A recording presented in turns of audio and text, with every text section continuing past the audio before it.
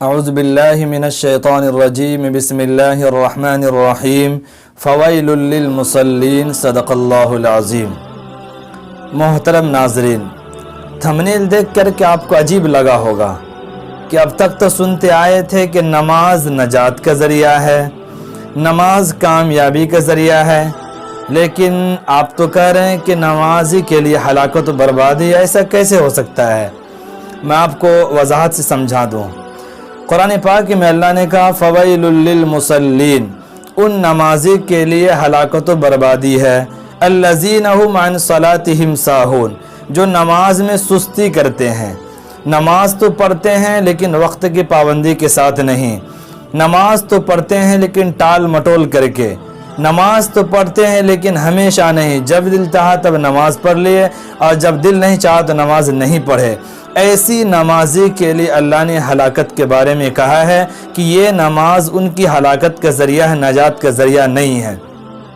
اور وہ اس لیے کہ یاد رکھیے، شریعت میں اصل چیز جماؤ ہے، استقامت ہے، جو اللہ کو بہت پسند ہے۔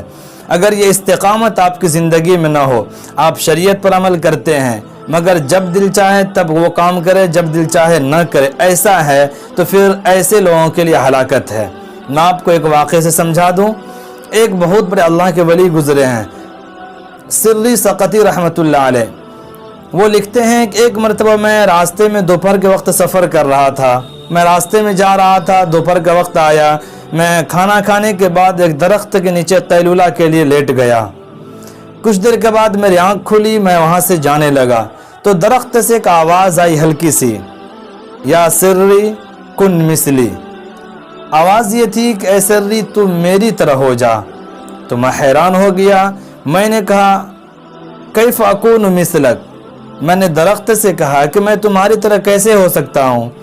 اس درخت نے کہا کہ میری دیکھو عادت یہ ہے، ان الذی یرموننی بالاحجار ارمیہم بالاسمار، کہ اگر کوئی انسان مجھے پتھر مارے تو میں اسے بدلے میں پتھر نہیں مارتا بلکہ میں اسے پھل دیتا ہوں۔ یعنی تم بھی میری طرح ہو جا، اگر تمہیں کوئی گالی دے، اگر تم سے کوئی جھگڑا کرنا چاہے، اگر کوئی تمہیں ستائے تو تم ان بدلے میں وہی چیز نہ لوٹاؤ، انہیں دعا دو، ان کے لیے ہدایت کی دعا کرو۔ اس لیے درخت نے کہا سری تم میری طرح ہو جا۔ تو حضرت فرماتے ہیں کہ میں بھی غور و فکر کے بعد میں نے درخت سے سوال کیا کہ تو بتا ذرا کہ تمہارے اندر اتنی خاص صفت ہے، اگر تمہیں کوئی پتھر مارے تو بھی تم بدلے میں پھل دیتے ہو، تو پھر اللہ نے تمہیں آگ کا غذا کیوں بنا دیا؟ لکڑی آگ کی ایندھن ہے، تو حضرت نے سوال کیا تمہیں اللہ نے آگ کی غذا کیوں بنا دیا؟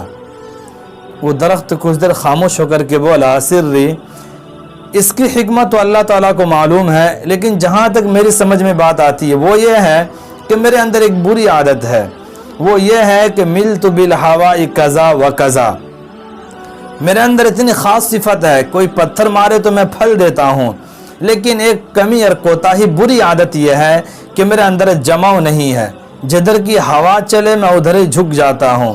ملت بالہوا کذا و کذا، جدھر کی ہوا چلے میں ادھر ہی جھک جاتا ہوں۔ شاید کہ اسی کی وجہ سے اللہ نے آگ کا ایندھن بنا دیا۔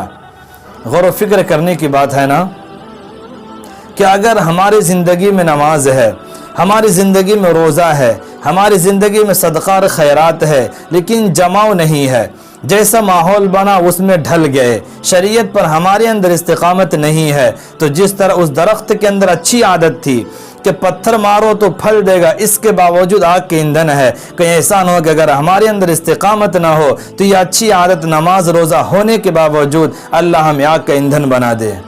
اس لیے میں نے کہا آپ کو فویل للمصلین، ان نمازی کے لیے ہلاکت ہے جو اپنی نماز میں سستی اور کوتاہی کرتے ہیں، ٹائم کو، وقت کو آگے پیچھے کر کے پڑھتے ہیں، پابندی کے ساتھ نہیں پڑھتے۔